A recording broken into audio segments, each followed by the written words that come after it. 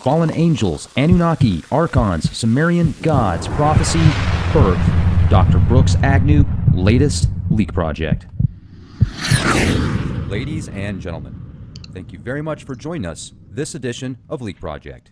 I'm your host, Rex Bear, and tonight's guest is Dr. Brooks Agnew, host of X2 Broadcasting, now in its 12th year of production. If you go to x2-radio.com, his work has been featured on the History Channel, the Discovery Channel, also on Coast to Coast AM.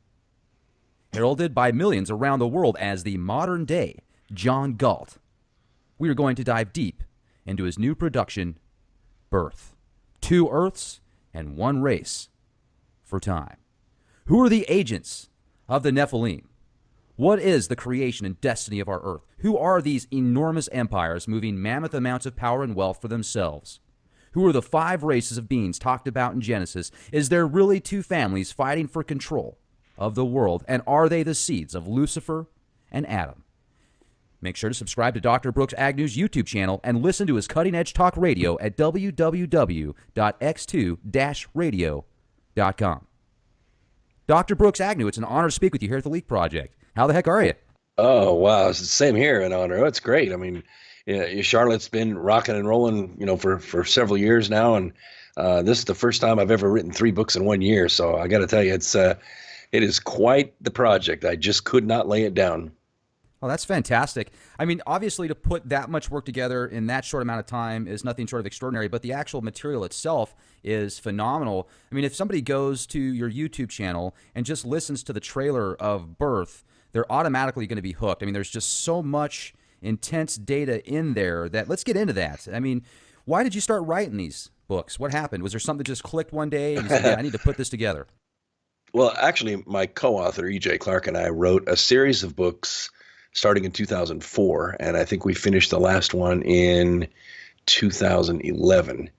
And it was 2,000 pages over 4 books about the origin and destiny of the Earth.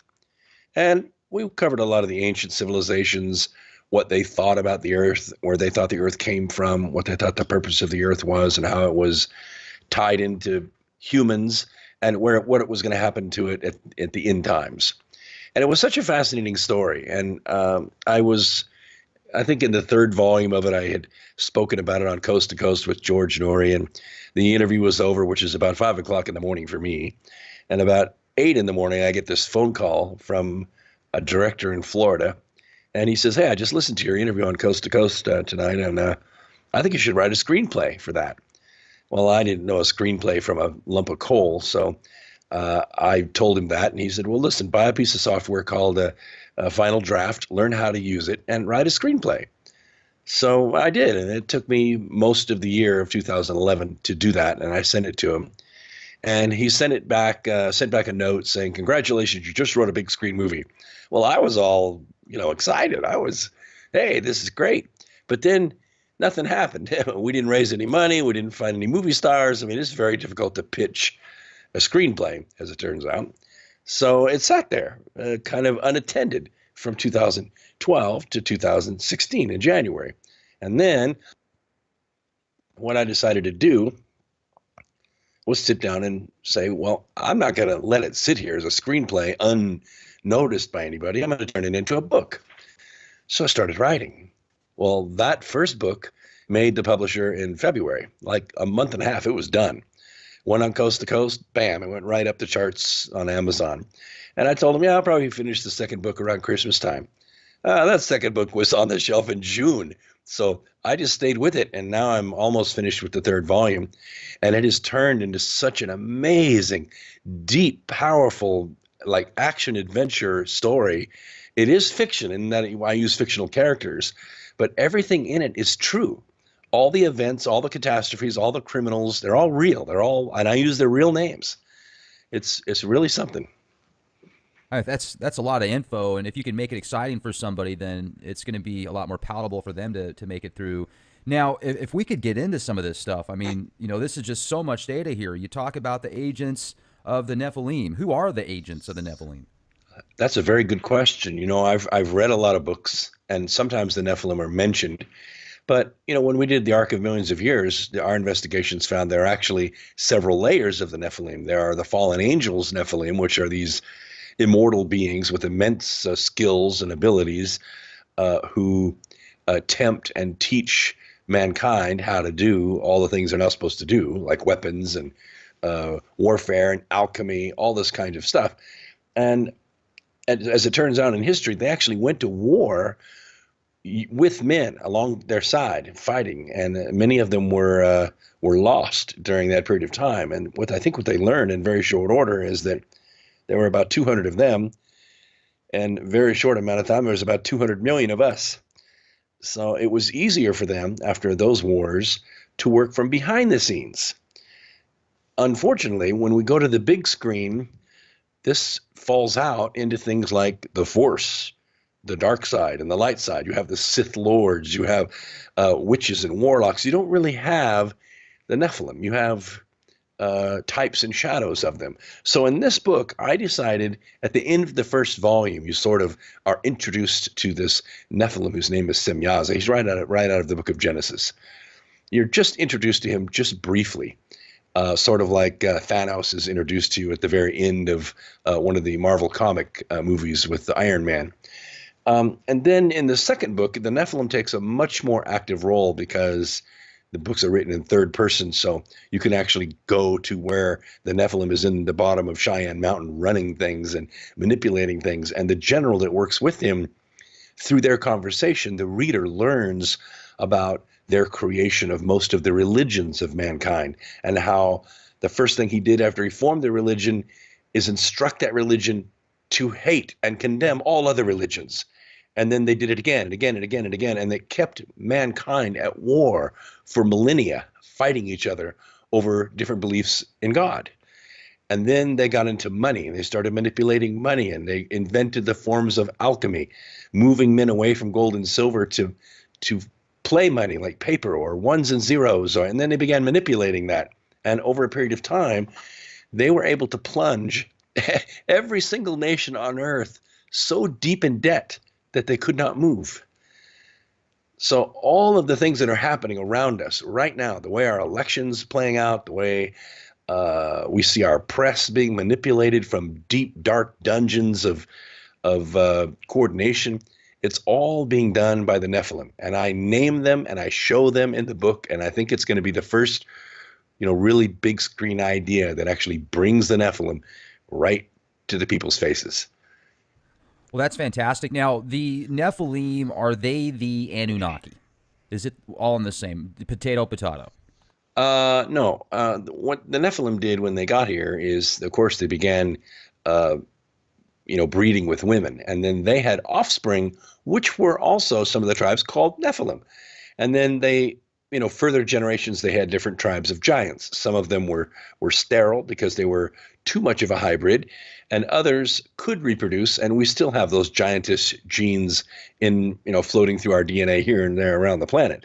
But for all intents and purposes, the Nephilim kind of get lost in the history and the mythology with the Titans and the gods, but every single tradition, from the Maya, the Incas, the Olmecs, the Babylonians, every single ancient race has a depiction of these Nephilim in their lore. I've also seen different images and sculptures of just some very strange looking creatures, like the Summerian gods, the Egyptian gods, even the Greek gods in the pantheos. Is there any validity to what they actually look like in some of those ancient Summerian tablets and the giant reptilian beings as well, or is that more metaphorical? Well, of course, modern people say, oh, there's no such thing as a guy with a dog's head or a bird's beak or any of that kind of stuff. These are all types. These are all myths. They're motifs. They're icons. But when you consider the DNA of an off-worlder that's able to blend with the DNA of virtually any animal, then some of these abominations could possibly have come about. It's not that impossible. I was talking to a anthropologist one time, and he was examining a very small being. It was about 3 feet tall, had a really small neck, about the size of my wrist. And he said, well, it's obvious that this being could not talk. So it probably had to exist by sign language. And I said, why would you say it couldn't talk? He said, well, its throat is too small. Look at the nasal cavity. There's just no way this being could talk. And I said, minor birds can talk. They don't have much of a throat. They don't even have lips, but they can sure talk. He said, you're right. And he rethought that. So these kinds of abominations could have existed, because now we realize that there's enmity between the different gene classes.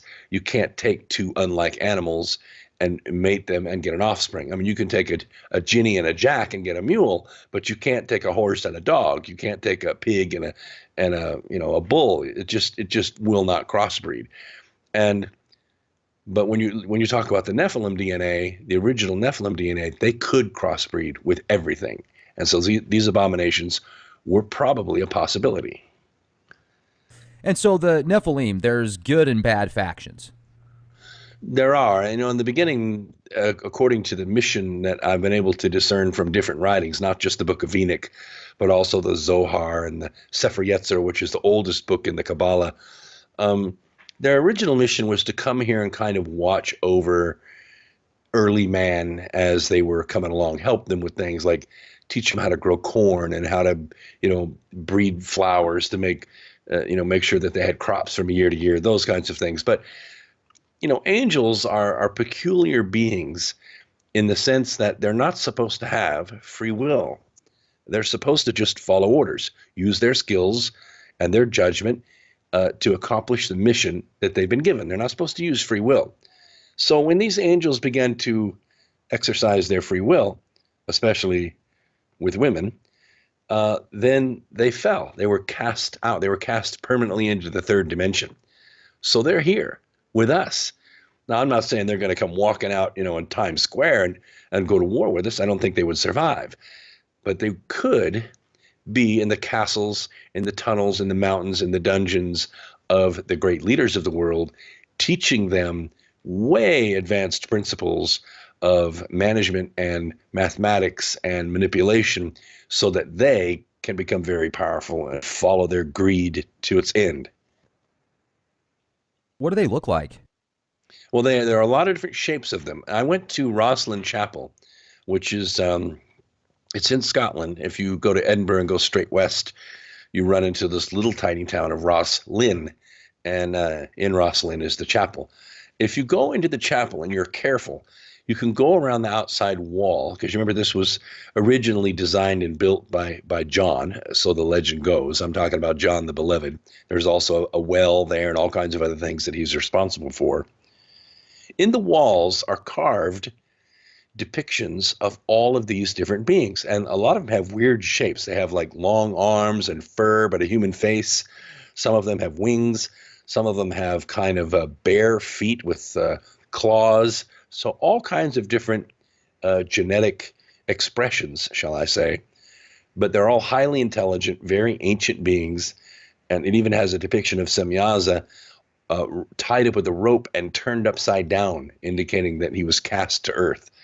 So it's pretty interesting. If you go and research it, they're almost all there, carved in the walls of Rosslyn Chapel. Oh, I didn't even know that. If you were to say, let's go back to the 5 different beings that you talked about in Genesis. What are those 5 different beings?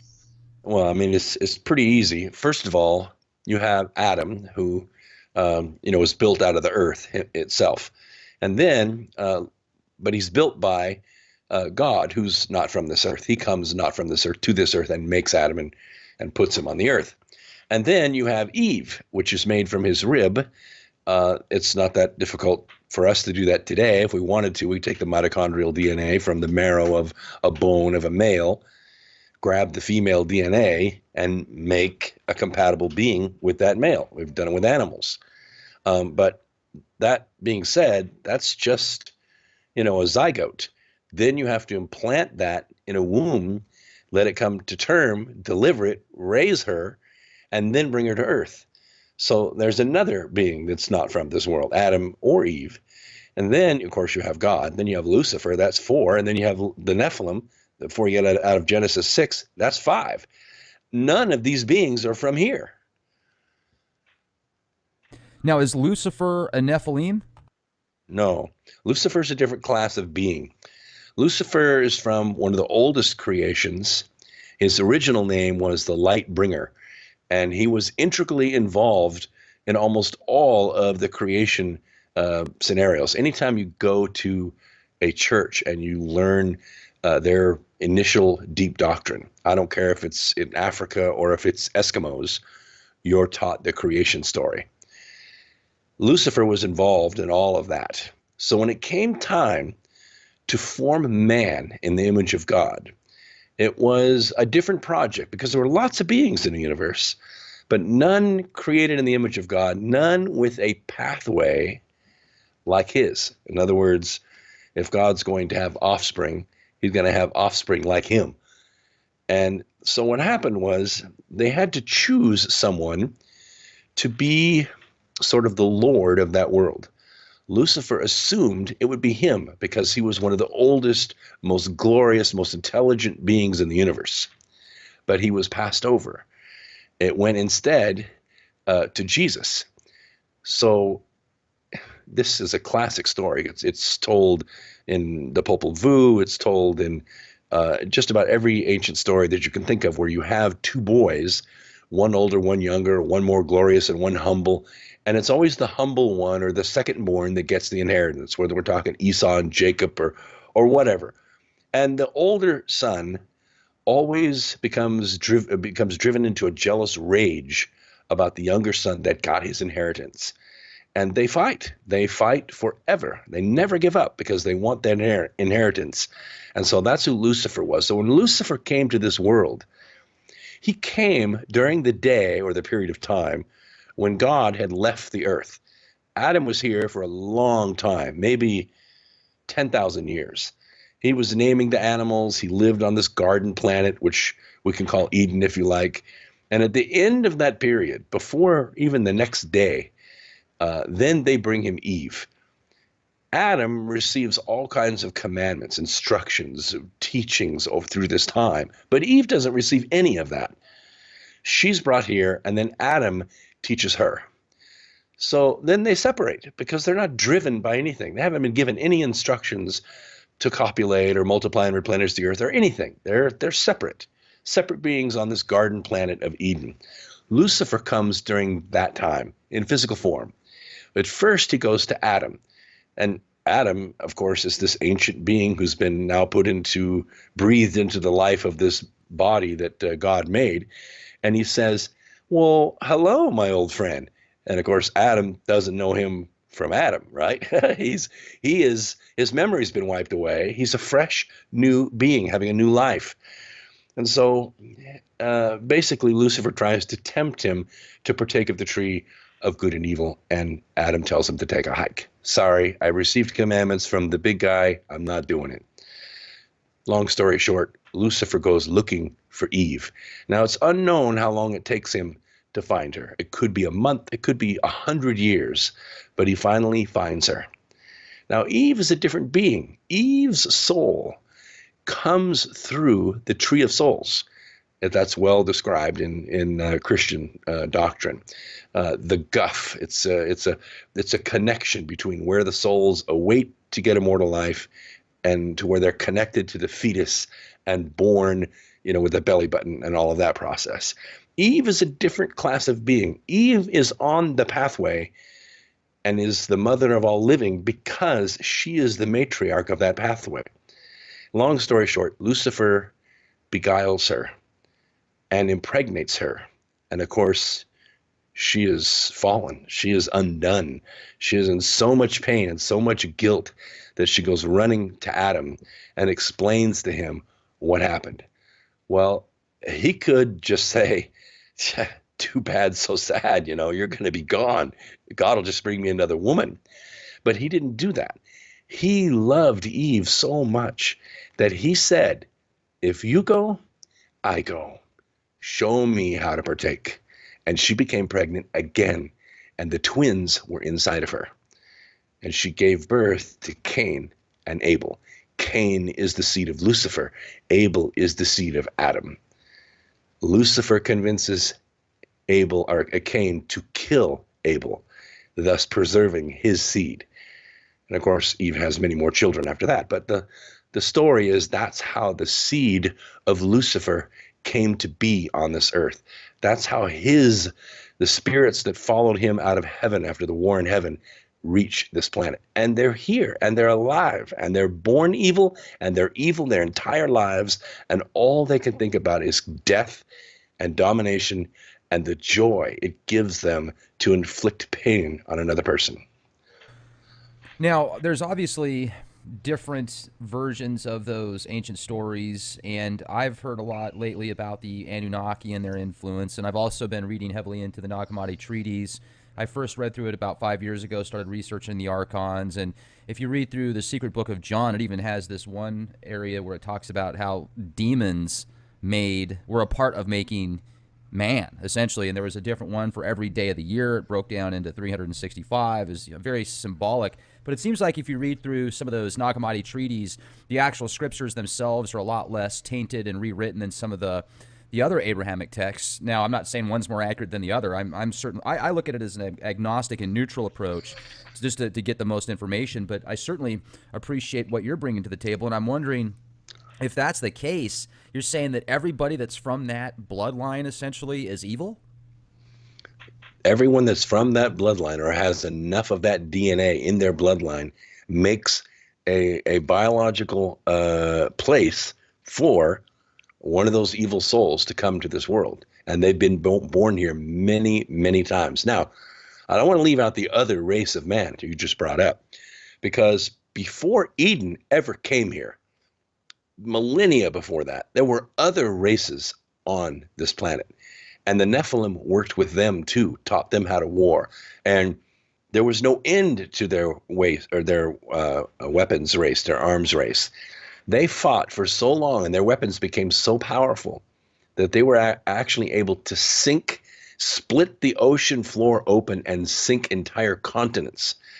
And the weapons that fired the other way were so powerful that when we dug up the towns that were destroyed, one is in Harappa, the bones of those people laying in the streets that were killed in the blast are still, after 25,000 years, more radioactive than the bones at Hiroshima. That was long before Adam and Eve. What country is that in? Harappa? Yeah. I'm trying to remember now. I don't know if it's Iraq or if it's I have to look it up now. But it's I in the know Middle the name East. of the town. Yeah, it's in the Middle East. And 25,000-year-old bones that are more radioactive. I had never heard that before. That's incredible. You can look it up. We have pictures of the bones of the people laying in the streets, families on the run. They died on the run holding hands, and they were just killed. And then the ash covered them. And it was not volcanic, because if it was volcanic, it would have been like Pompeii or some of the other volcanic cities or mudslide cities that we've uncovered in the past. These were killed in a nuclear blast. Now, what about the Anunnaki? Where do the Anunnaki fit into this? I don't fit the Anunnaki in. I'm very close friends with John Gress, who wrote the movie One Anunnaki. And he was a Sitchinite for a long time, and we had a lot of discussions. And over the years, we were able to just about take apart everything that Zecharia Sitchin had proclaimed. It doesn't mean that there weren't, Enlil and those individuals didn't exist, but there was no Nibiru. There was no off-worlder that came here and manipulated the genes of man to make them into gold miners, like the movie Battlefield Earth. That never happened. So if you were to go back, let's say 30,000 years, then people would be very similar to now. Sort of. Physically, they would be very similar to us as far as bipedal, two eyes, have a language, those kinds of things. And we're not talking just 30,000 years. You can go back 500,000 years. You can go back 5 million years and find evidence of advanced races here on this planet. Zenith after zenith after zenith, they were wiped out. But they were not created in the image of God. They did not have souls like we have souls. Now, I've also heard of the deserts in the Middle East or India or somewhere in that area that are like glass, essentially. So that could kind of correlate with what you're talking about with the nuclear It's stuff. in Egypt. It's in Egypt. It's about I almost made it there, But my last trip to Egypt, it was a little sketchy. We left the day before the Arab Spring. We just didn't feel comfortable going out that far out of Cairo with just a taxi driver to see this green glass, on the sand, which we knew was out there. They could take us out. There was about 80 miles outside of Cairo. It was just too dangerous. So we just canceled that expedition. We left, and I think that was on a Tuesday, and I think it was Thursday the Arab Spring broke out. In fact, 2 or 3 of the people that were with us on that trip stayed, and they got caught in it. They were safe, and I have to tell you, they told a completely different story than what the press was saying, but it was still too dangerous for me. Oh, I can certainly understand that. Must have been neat to have been out there and then got out just kind of in the nick of time. I don't think we would have ever got back. I think we would have been stuck out there, and we probably stayed in one of the small villages out there for a few months. But as long as the Muslim Brotherhood controlled the airport and controlled the taxis and the police, there was no way we were going back to Cairo. Often looked at them and the fallen angels as people just from another planet. That's one of the hypotheses that has gone through my mind. But are you saying they're not extraterrestrials? I mean, are they spirits? No, they are extraterrestrials, but they are physical beings from a much older creation. And, they have long lifespans, 35, maybe 50,000 years, depending on what world they're on. But they were cast out because they got involved in the war that happened before the planet Eden was ever created. There was a plan for what they were going to do with Eden. And that's where this whole jealousy thing broke out with Lucifer. Lucifer tried to get a lot of the host of heaven to go with him. And although he's a very convincing being, he only got a third of them to go with him. And they fought. I don't know how they fight in that realm, but they fought. And who knows how long they fought. Maybe it was 1,000,000 years. I don't know.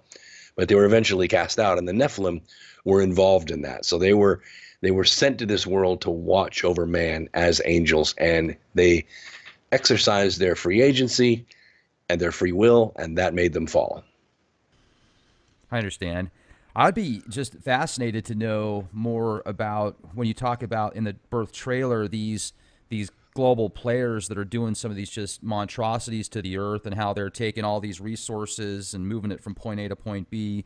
You do certainly see a lot of movement with the underground bunker systems that are being set up. And now even President Obama signed an executive order for this space weather prevention protections. I mean, they've got literally 6 months to come up with a whole bunch of new solutions to protect the satellites and a lot of the stuff that's in space, which is a great idea. I mean, you could have one solar flare that could wipe out half the satellite. So I am very agnostic to Planet X. I am totally neutral, and I've often thought before it was used as a psyop about every 4 years to cause this wag the dog scenario. I mean, they've been talking since the early 1900s that they found Planet X. And yeah, I'm sure there's a Planet X somewhere, but do I think that it's going to cause the poles to shift every 3,600 years? No, I don't. I'm very agnostic on that. But I do interview a lot of very intelligent people that are convinced Planet X is real, and I appreciate their opinions, and I look at the data they bring to the table. So, but with that said, I mean, there's certainly some weird things going on with the Earth right now, the underground bunkers, the chemical trails that are geoengineering the planet. I've seen an increase in radiation, about 50%, a consistent increase. I've got a really nice Geiger counter built into my watch, actually, and I track these things, and they've gone up. It's not high. I mean, it's still at around 0.11, 0.12 microsieverts per hour, which is pretty low, but it used to never go above 0.08, and now it's never there. So, and this is a consistent increase. So what's up with all these weird Earth changes and stuff? I mean, are we getting close to some pretty serious catastrophes, World War III possibly? Is that the reason for these underground bunkers, etc.? Well, I think you cover a lot of ground there. So let me cover the Planet X thing first. I did say that there was no such thing as Nibiru, that there was no race that jumped from Nibiru to Earth to cause us problems every 3,600 years when this planet came around. But I didn't say there wasn't a Planet X. Now, my associates at JPL are all, graduated from there and retired from there. But one of the common threads that we've always realized is that all the orbits of the planets around our sun are pretty much on one side of the plane, which means that our sun should be pretty seriously wobbling as the planets go around that sun, but it's not. And what that means, and what NASA agrees to, and the guys at JPL agree to, is that there has to be a balancing gravitational body on the other side of the sun. Now, it doesn't have the same period as Pluto or even Jupiter. It probably has a period of somewhere around 20,000 years, but it has the sun stabilized somehow. And the other thing we realize is that our sun is actually a binary star. Now, it's separated by a long distance, which we didn't understand at first. But it's a binary star with the pair of stars that make up what we see as Sirius.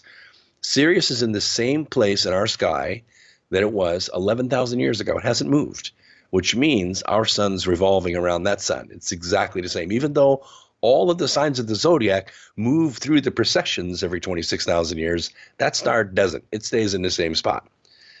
So there probably is a Planet X. That being said, the forces that are working on the moons around Saturn and on our planet are causing some kind of climate change. We're beginning to see the oceans of several moons that are under the crust. Now, these are hollow moons. I know, hollow planets, right? Who would have thought such a thing? Anyway, Hello. Those oceans are very active. Sometimes they're geysering out into space, and they're liquid. They're not frozen, which means energy is being poured into our solar system from somewhere. Some of that idea is that we're very close to the galactic plane. Somewhere around the year 2012, we began to go through it. We'll probably be completely through it on the other side by 2025, and then we'll start the oscillation again. But while we're in the galactic plane, we're in line with a plane of very intense energy that's put out by a supermassive spinning black hole in the center of the Milky Way galaxy. That black hole is probably the light engine for the entire galaxy. That's how much energy it puts out. So we're probably being affected by that. Now, I do believe that the federal government, without our knowledge, and certainly without our permission, is trying to geoengineer the Earth. I think that they have laced particulates into the atmosphere to try to block infrared radiation. To some extent, they've been successful doing that. But the compounds that they put up there, barium, aluminum, they do block infrared radiation, but what they do is they put off ultraviolet photons. And that ultraviolet photons is responsible for a tremendous increase in skin cancer, not only in humans, but also in animals. We're seeing a lot of the mammals that live in the sea that come to the surface to breathe.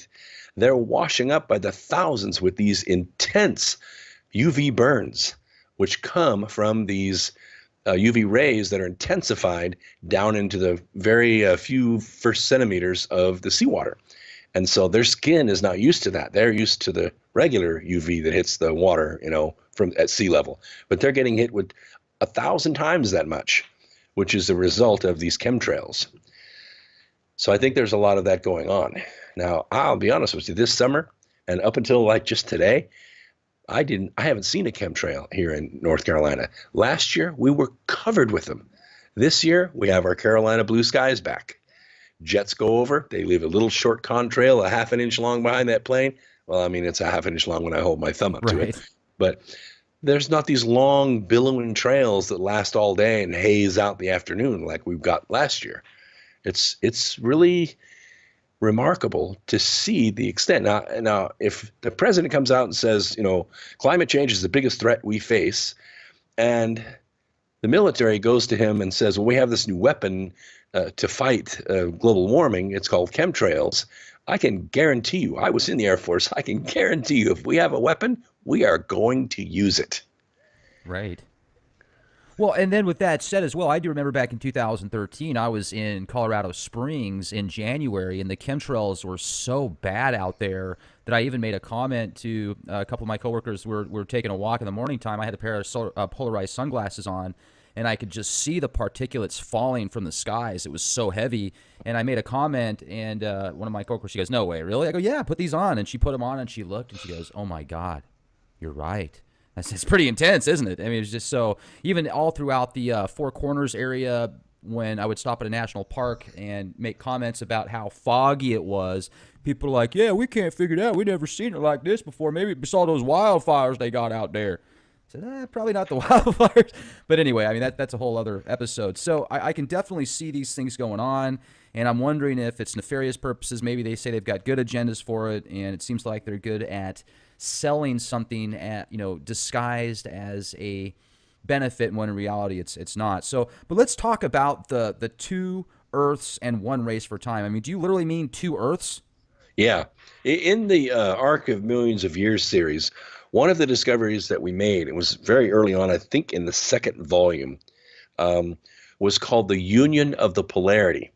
Now, the Union of the Polarity was much more pronounced in the Mayan, Incan, Olmec, Zapotec, in that region, and in Egypt than it was anywhere else that we looked on Earth. But the idea behind it is that Earth is actually made up of two parts. It has a physical part, a temporal part, which is lower vibrational matter, which the Sefer Yetzirah calls it temporal matter, and then spirit matter, or higher vibrational matter, that makes up the kind of soul of Earth. And most of these religions, whether we're talking about the original Popol Vuh, or we're talking about even the Book of Mormon, or I'm trying to think one of the other books that we used out there, they talk about life force coming out of the Earth, about a synergy, a symbiotic relationship that occurs between the human body and the body of the Earth, that the Earth can actually reject or accept races that are upon it, depending upon their behavior. Admittedly, there's a lot of judgmental stuff that goes into this, but the idea was that when Adam and Eve, when Noah came here with his ship, that he brought the bones of Adam and Eve and on all of the souls that were preserved after the earth was destroyed in the flood, that was actually a planet called Eden, and the entire planet merged with this planet. And the cataclysm was so great that it took 7 months for the two planets to settle down and Noah's Ark to come to rest on Mount Ararat. And the idea was that over time, the two planets would become more and more synergistic, more harmonizing. But then, as time went on, they would become dissident to one another. They would begin to come apart. And somewhere around 2012, 2020, somewhere in there, the two planets would begin to come apart. The higher vibrational Earth would separate from the lower vibrational Earth. And all the beings that were alive on the Earth, depending on their vibrational status, if it was lower vibrational, like they were murderers and rapists and, bad people, they would stay with the lower Earth. And all those that were on a path of higher enlightenment or love, we'll call that a love frequency, then they'll go with the higher Earth. It is the epitome. It's the center line of the concept of the rapture, except that you're not taken up in the clouds while all the evil people are destroyed down on the earth and you get to watch. You go with the earth, and the earth actually returns through the dark rift in the Milky Way, which they call the cosmic vagina, and you go back down through that to where the earth was originally created, to where that earth was originally created. You go home. And so that's why this is called Two Earths for Time, because the book opens with a crew on board Deepwater Horizon. Now the movie just came out, so I'm going, holy crap! I was so timely with this movie. You can't believe it.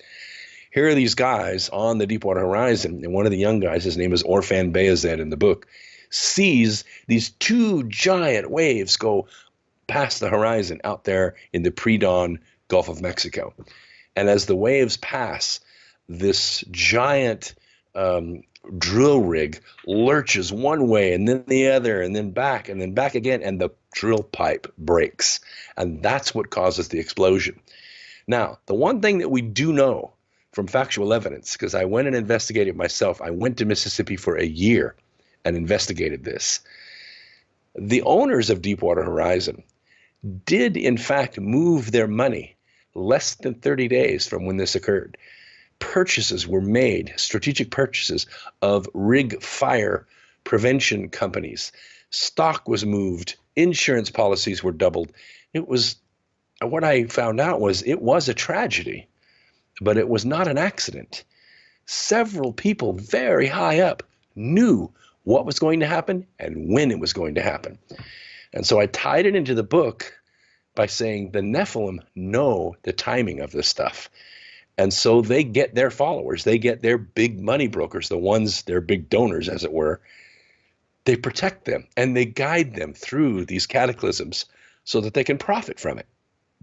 That reminds me of the movie Knowing with Nicolas Cage. Exactly. The Gulf oil disaster is portrayed to a T in one of the scenes where he's sitting down on the couch. He's got the remote in his hand. No, it's actually a chair. He's sitting down in like a lazy boy chair. He's got the remote in his hand, and he's flipping through the channels. And the exact same day even is portrayed on the TV of 420, the event that same time that it took place. And not only is that in the movie, but also the same day of Fukushima is portrayed in that movie. And I've talked to people like Gano Grills, which has worked in Hollywood, and this guy even says there's people that are working with Hollywood that are off-world. Wow, that's incredible. That's what I'm saying. The Nephilim know this stuff, and they prepare the population through 4 different methods. They use the media, they use litigation, they use legislation, and they use education. And they prepare and manipulate society to do what they want it to do. So where are we going? I mean, what's going to happen here in the next 2 months, are you feeling? I feel that programs like yours and mine, X Squared Radio, and others, that we have created around the world pockets of light, pockets of awareness, and that those people have not only awakened, but they've talked to people around them and awakened them. And slowly but surely, 2 things are occurring. First of all, the churches are losing membership right and left. Why? It's not because people don't want, to hear hymns. It's because they're searching for a spiritual resonation that they're not getting in church. I mean, the songs are great. It's a great social club. I like the overall general message. Different faiths have different, tunes to the same lyrics, shall we say. But people graduate from that. They reach a point where they need more, and they walk out of the church and they open their ears and they hear you, or they hear me, or they hear somebody else at Truth Frequency or Blog Talk or BBS, and they go, that's what makes sense. And so what's happening is these dark forces are losing their grip. They're losing their grip on the entire race. And I feel in the next 2 months, we are going to see a real revolution. And I don't mean take to the streets with pitchforks and guns and all that, but I mean a revolution of non-compliance. There's a movement going on. Excuse me. There's a movement going on right now in the United States that the pollsters, the press, as much as they're trying, and Lord knows they're trying, they can't figure it out. They can't get a hold on it. They can't understand why 30, 40, 50,000 people at a time are following Trump around and he's still losing in the polls. They cannot figure it out. But I think we're very, very close to a revolution. It already happened in Britain. They already told the globalists, you guys go play your own game. This is our island. We're about to do the same thing with Washington, D.C. And I think you and me, we're responsible for that. I'm watching the TV series Designated Survivor, where I don't know if you've had a chance to have you seen any of the previews for that? I've seen the previews, yeah. Okay. And the reason I bring up a lot of these TV shows is because you can resonate sometimes if you have a chance to watch the film or the movie, the underlying theme, you can kind of resonate with what's going on. And when you watch that series, essentially what happens is there's a direct terrorist hit on a political speech, so virtually everybody's wiped out in politics, in the cabinet. So one of the designated survivors is Kiefer Sutherland, and he's now the president. And it's interesting to kind of watch the subliminal messaging that they put in these TV shows. I've been really keen to that for the past 20 years, just breaking things down. And you can tell that with all these different shows that are coming out, like Mr. Robot as well, portraying that the financial collapse is imminent as far as this fiat currency system that we're using now. It's going to kind of go over to this new fiat currency like the Bitcoin. And, if you really think about it, money is nothing more than, right now, than trust in the government, essentially. I mean, it's a promise to pay. Yeah, exactly. And that's tangible in and of itself. I mean, I don't think there's anything wrong with fiat currency as long as you just, the people at the very top levels and everybody involved is using it as a balanced approach. So regardless, I do see a change happening. People are waking up, like you said, and you've been doing this for 12 years. So, I mean, you've certainly put so much energy and effort into waking people up, unplugging people from this dark form of matrix. So I certainly I applaud you for that. I spoke to you 6 years ago when I was doing this just kind of as a co-host for another organization, helping them out. And you blew my mind 6 years ago. So I mean, it's great that our paths have connected again. And I appreciate you bringing this material to the table. You also present it in a way that's not boring. I mean, it's exciting to read. It's exciting to learn that way. And it would be nice if in the next couple of months we started to just say, hey, look, we're not going to assimilate. We're going to do our own thing. You don't tread on me. I won't tread on you. Wouldn't that be just the best law in the world? Get rid of all these other petty laws and ridiculous things. Don't tread on me, and I won't tread on you. It's easy. Well, it's a little more complex than that, but you're right. In 2012, I wrote a book called Alienated Nation: The New Path to Liberty. And the book was nonfiction. It was in the areas of government and finance. And what it was designed to do was open the prospect of what's called an Article 5 convention. Now, this is a little bit different than a constitutional convention, which is kind of like Pandora's box. We don't want to do that. Right, We got George Soros and the House of Saud waiting in the wings to buy that one. No, this one is run by the states, and what they do is they create amendments that they want to make to the Constitution. They approve them in a council. They open the convention, make the amendment, close the convention, and go through the ratification process. It takes 38 states to finish the ratification process, 34 states to open the convention.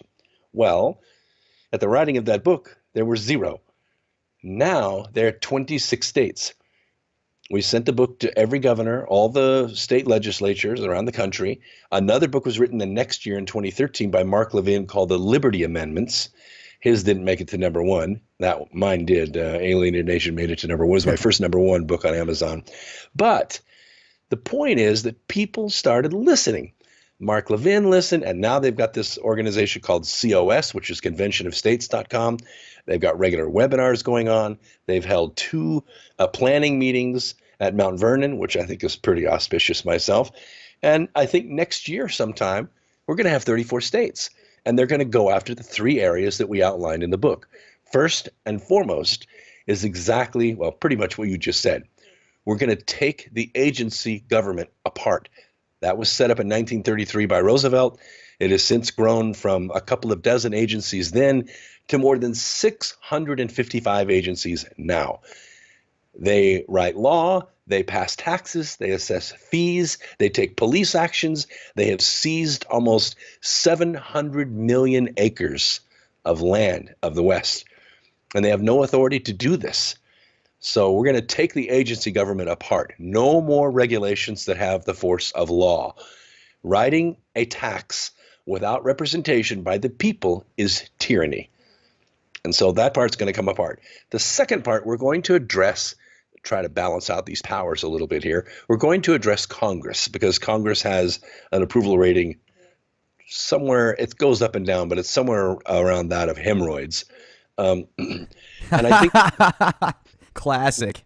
What we're going to do to fix that is, you can't take the money out of politics, but you can take the election out of politics. So what we're going to do is change the term of a congressman from 2 years, which is a little ridiculous given our modern day. It was originally 2 years because Congress only met part-time, and it sometimes took 2 weeks for a congressman to get from his constituency to Washington because he had to go by wagon or train or whatever. So it was a big burden to go back and forth. So we're going to change it to 4 years, and then we're going to limit it to 3 terms. So 12 years, you're in, you're out, you run for re-election twice. That's it. And we do the same thing with the Senate. We limit it to 3 terms, you're in 18 years, and you're gone. And that will undo the dynasties that have been set up in Congress that have made it the corrupt organization that it is. It will go back to being an organization of people instead of oligarchs. So that fixes the executive branch, it fixes the legislative branch, and then we go to work on the Supreme Court. There are some ways to check the Supreme Court from writing law, and the way to do that is with an amendment to the Constitution. It will just basically set the record once and for all, because the guidelines for the Supreme Court were pretty loosey-goosey anyway, and then when John Marshall became Chief Justice, he set up the writing law from the bench, which every other justice has followed since him in Marshall versus Mabry, which is a really good case if you ever want to read it. But what this will do is it will set a guideline by amendment that the Supreme Court interprets law by the Constitution and not the other way around. Yeah. And, I think that it's also great, too, that people are starting to do more off the grid type stuff. There's a really cool organization called myozarkhomestead.com, where essentially it's this grassroots organization out there in the Ozarks, and they're setting up these extremely efficient homesteads for people that just want to get off the grid. If there's like a solar flare and a bunch of satellites get offline, people go crazy in the streets. If there is a serious cataclysm somewhere, World War III happens, whatever, people that find a way to get off of the grid like that in a safe location and can sufficiently provide themselves food, water, electricity, they're going to have a much better chance to not only survive, but thrive in a community like that. So I think it's neat to see people looking for alternatives, and I love all this new technology that's coming out there that people are taking advantage of. How's it going with you and the electrical vehicles that you're working with? The electric vehicles? Well, let me cover that in a second. I want to flesh out this thing you're talking about. Energy and the distribution of energy has shaped the world more than anything else. I mean, when the municipalities lay wires and then they say, you got to live along these wires. You can't live over there, where there's no wires. We determine where society grows because you got to pay us. What they've done is they've created Pandora's box. And in 2013, the National Electric Reliability Corporation, it's called the NERC. They're not a government agency, but they're a government contractor. Their job is to manage the grid of the United States. And by manage, I mean they match the phases of all the generators, all the dams and nuclear power stations and coal and gas-fired plants, so that there's no problem with moving energy from, say, Duke Energy here around Charlotte to New York, because all the phases are balanced. So, but in doing so, in creating this grid, the NERC realized that they had also created a vulnerability. 3 of them, in fact. One was to pandemic. If we have a really, really bad case of the flu, and all the guys that know how to run this power station get it, somebody's got to be able to take control of this plant from a remote location and make it run, right? So that was one vulnerability. The second was natural disaster, like an earthquake, a tsunami, a solar flare, something like that. They had to be able to respond to that, especially if it was a regional problem. And the third one was physical attack or cyber attack.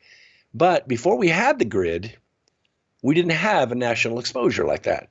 Our energy districts were separated. Now they're all combined into one grid. So because they created this vulnerability, we put together a presentation, and we went to Amsterdam because we were making it to the European grid as well as the US grid at the same time. And we proposed that they would take 1%, just 1% of the money that they were giving NERC to manage the grid, to create what we called local low voltage solutions. In other words, instead of creating energy at 161,000 volts, putting it on aluminum lines, sending it out to 13.8 auto tap transformers, and then stepping that down to the transformer outside your house to power your meter, you power the meter directly at that house, at that building, at that police station, at that water treatment plant with a low voltage local source. And the technology's here. You just talked about it. So they were going to spend $200 million that year on working to control this grid, working to fix these vulnerabilities. We asked for 1%, which would have been $2 billion. So we asked for $2 billion to put into taking these prototypes and pushing them into production so that people could put them on their houses, not to replace the grid, but in case the grid goes down, they don't lose essential services. You don't have a hospital that goes dark. You don't have a water treatment plant that goes dark and sewage starts backing up. Things can power themselves indefinitely. Now, obviously, over time, what that would do is de-urbanize, just like you talked about. People would move out into the Ozarks, make a community, and they don't need a coal-fired plant because every single house has its own power supply that's renewable and free and clean. That technology exists today, but it can't get to market because there's no investment money for it. So that's what we were trying to carve out of the fund. And we were turned down, of course. But we made the proposal nonetheless. Now, electric vehicles. Wow, what a journey this has been. 10 years now, 10 years. In 2013, because supply chain for electric vehicles is so difficult to do, and everyone that's attempted this knows what I'm talking about, you cannot get the frame to start with from the major car makers. They're not going to give it to you. And you can't afford to buy a new car and strip it out and turn it into electric. I mean, you'll go broke.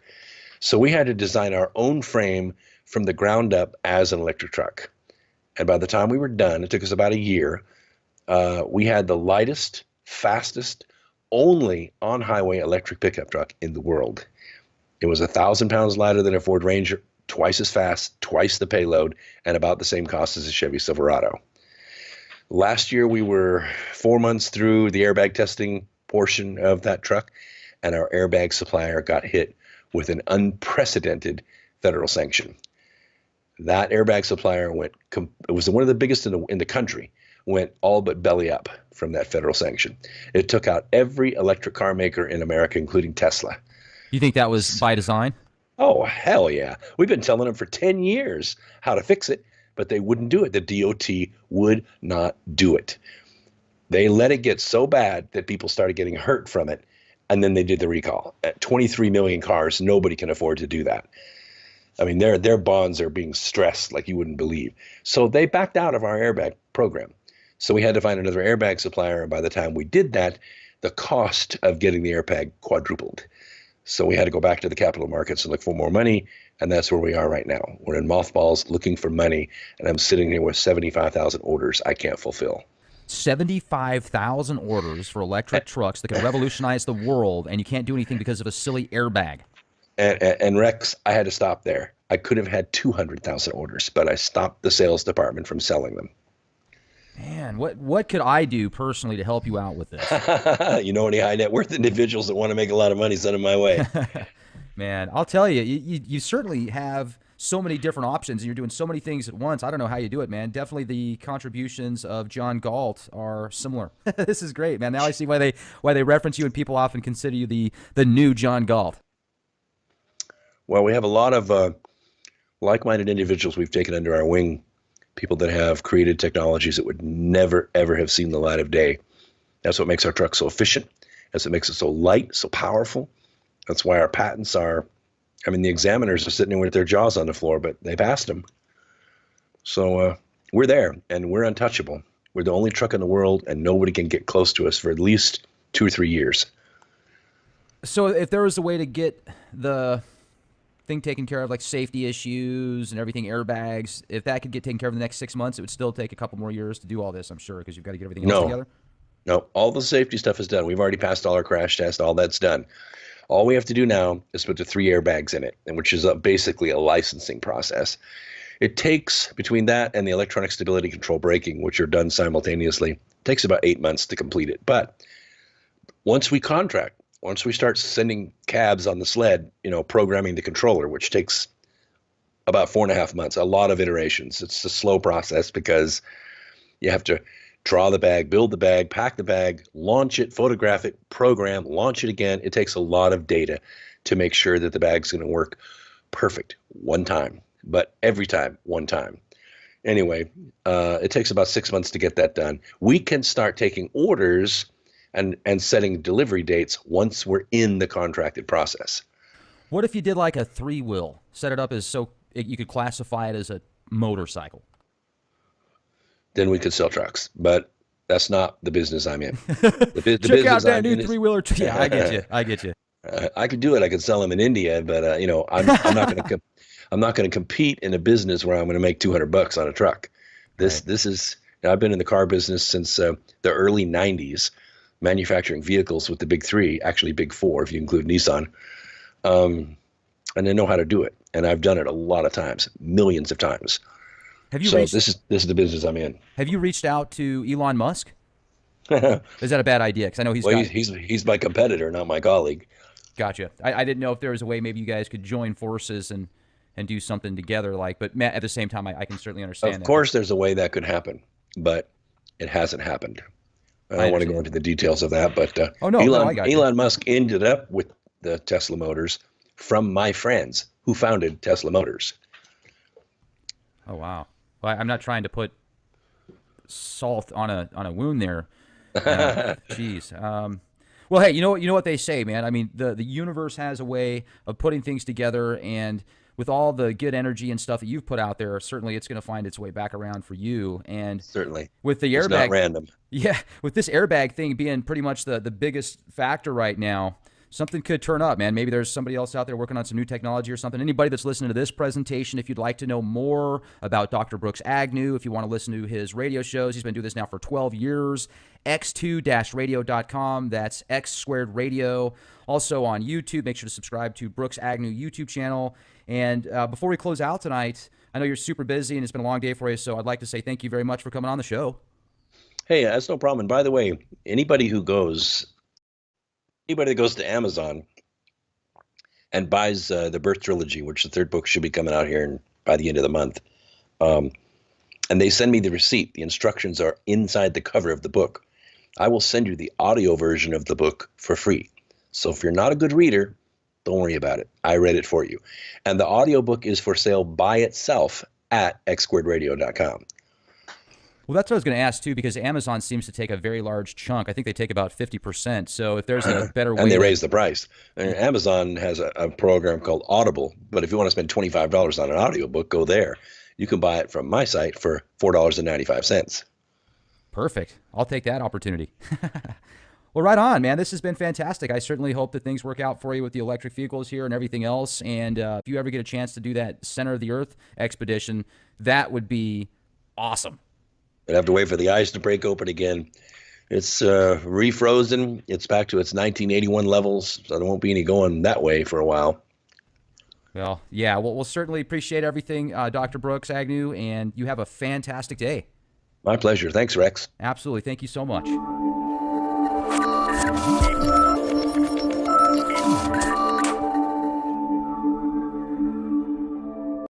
Nephilim, seed of Adam, Lucifer, fallen angels, Anunnaki, Archons, Summerian gods, prophecy, Bearth. Dr. Brooks Agnew, latest leak project. Ladies and gentlemen, thank you very much for joining us this edition of Leak Project. I'm your host, Rex Bear, and tonight's guest is Dr. Brooks Agnew, host of X2 Broadcasting, now in its 12th year of production. If you go to x2-radio.com, his work has been featured on the History Channel, the Discovery Channel, also on Coast to Coast AM. Heralded by millions around the world as the modern-day John Galt, we are going to dive deep into his new production, Bearth. 2 Earths and 1 race for time. Who are the agents of the Nephilim? What is the creation and destiny of our Earth? Who are these enormous empires moving mammoth amounts of power and wealth for themselves? Who are the 5 races of beings talked about in Genesis? Is there really 2 families fighting for control of the world? And are they the seeds of Lucifer and Adam? Make sure to subscribe to Dr. Brooks Agnew's YouTube channel and listen to his cutting-edge talk radio at www.x2-radio.com. Dr. Brooks Agnew, it's an honor to speak with you here at the Leak Project. How the heck are you? Oh, wow. It's the same here in honor. Oh, it's great. I mean, Charlotte's been rocking and rolling, for several years now. And this is the first time I've ever written 3 books in 1 year. So I got to tell you, it is quite the project. I just could not lay it down. Oh, that's fantastic. I mean, obviously, to put that much work together in that short amount of time is nothing short of extraordinary, but the actual material itself is phenomenal. I mean, if somebody goes to your YouTube channel and just listens to the trailer of Bearth, they're automatically going to be hooked. I mean, there's just so much intense data in there that, let's get into that. I mean, why did you start writing these books? What happened? Was there something that just clicked one day and you said, yeah, I need to put this together? Well, actually, my co-author, E.J. Clark, and I wrote a series of books starting in 2004, and I think we finished the last one in 2011. And it was 2,000 pages over 4 books about the origin and destiny of the Earth. And we covered a lot of the ancient civilizations, what they thought about the Earth, where they thought the Earth came from, what they thought the purpose of the Earth was, and how it was tied into humans and what it was going to happen to it at the end times. And it was such a fascinating story. And I think in the third volume of it, I had spoken about it on Coast to Coast with George Norrie, and the interview was over, which is about 5 o'clock in the morning for me. And about 8 in the morning, I get this phone call from a director in Florida. And he says, "Hey, I just listened to your interview on Coast to Coast tonight, and I think you should write a screenplay for that." Well, I didn't know a screenplay from a lump of coal, so I told him that, and he said, "Well, listen, buy a piece of software called a Final Draft, learn how to use it, and write a screenplay." So I did, and it took me most of the year of 2011 to do that, and I sent it to him. And he sent back a note saying, "Congratulations, you just wrote a big screen movie." Well, I was all, excited. Hey, this is great. But then nothing happened. We didn't raise any money. We didn't find any movie stars. I mean, it's very difficult to pitch a screenplay, as it turns out. So it sat there, kind of unattended from 2012 to 2016 in January. And then what I decided to do was sit down and say, well, I'm not going to let it sit here as a screenplay unnoticed by anybody. I'm going to turn it into a book. So I started writing. Well, that first book made the publisher in February. Like a month and a half, it was done. Went on Coast to Coast, bam, it went right up the charts on Amazon. And I told him, yeah, I'll probably finish the second book around Christmas time. That second book was on the shelf in June. So I just stayed with it. And now I'm almost finished with the third volume. And it has turned into such an amazing, deep, powerful, like action adventure story. It is fiction in that I use fictional characters, but everything in it is true. All the events, all the catastrophes, all the criminals, they're all real. And I use their real names. It's really something. All right, that's a lot of info, and if you can make it exciting for somebody, then it's going to be a lot more palatable for them to make it through. Now, if we could get into some of this stuff, I mean, this is just so much data here. You talk about the agents of the Nephilim. Who are the agents of the Nephilim? That's a very good question. I've read a lot of books, and sometimes the Nephilim are mentioned. But, when we did the Ark of Millions of Years, our investigations found there are actually several layers of the Nephilim. There are the fallen angels Nephilim, which are these immortal beings with immense skills and abilities who tempt and teach mankind how to do all the things they're not supposed to do, like weapons and warfare and alchemy, all this kind of stuff. And as it turns out in history, they actually went to war with men along their side fighting, and many of them were lost during that period of time. And what they learned in very short order is that there were about 200 of them, and very short amount of time there was about 200 million of us. So it was easier for them after those wars to work from behind the scenes. Unfortunately, when we go to the big screen, this falls out into things like the Force, the dark side and the light side. You have the Sith Lords, you have witches and warlocks. You don't really have the Nephilim. You have types and shadows of them. So in this book, I decided at the end of the first volume, you sort of are introduced to this Nephilim whose name is Semyaza. He's right out of the book of Genesis. You're just introduced to him just briefly. Sort of like Thanos is introduced to you at the very end of one of the Marvel comic movies with the Iron Man. And then in the second book, the Nephilim takes a much more active role because the books are written in third person. So you can actually go to where the Nephilim is in the bottom of Cheyenne Mountain running things and manipulating things. And the general that works with him, through their conversation, the reader learns about their creation of most of the religions of mankind, and how the first thing he did after he formed the religion is instruct that religion to hate and condemn all other religions. And then they did it again and again and again and again, and they kept mankind at war for millennia, fighting each other over different beliefs in God. And then they got into money, and they started manipulating money, and they invented the forms of alchemy, moving men away from gold and silver to play money like paper or ones and zeros, and then they began manipulating that. And over a period of time, they were able to plunge every single nation on earth so deep in debt that they could not move. So all of the things that are happening around us right now, the way our elections playing out, the way We see our press being manipulated from deep, dark dungeons of coordination. It's all being done by the Nephilim, and I name them and I show them in the book. And I think it's going to be the first, really big screen idea that actually brings the Nephilim right to the people's faces. Well, that's fantastic. Now, the Nephilim, are they the Anunnaki? Is it all in the same? Potato, potato. No. What the Nephilim did when they got here is, of course, they began, uh, breeding with women, and then they had offspring, which were also some of the tribes called Nephilim. And then they, further generations, they had different tribes of giants. Some of them were sterile because they were too much of a hybrid, and others could reproduce. And we still have those giantess genes in, floating through our DNA here and there around the planet. But for all intents and purposes, the Nephilim kind of get lost in the history and the mythology with the Titans and the gods, but every single tradition from the Maya, the Incas, the Olmecs, the Babylonians, every single ancient race has a depiction of these Nephilim in their lore. I've also seen different images and sculptures of just some very strange looking creatures like the Summerian gods, the Egyptian gods, even the Greek gods and the pantheos.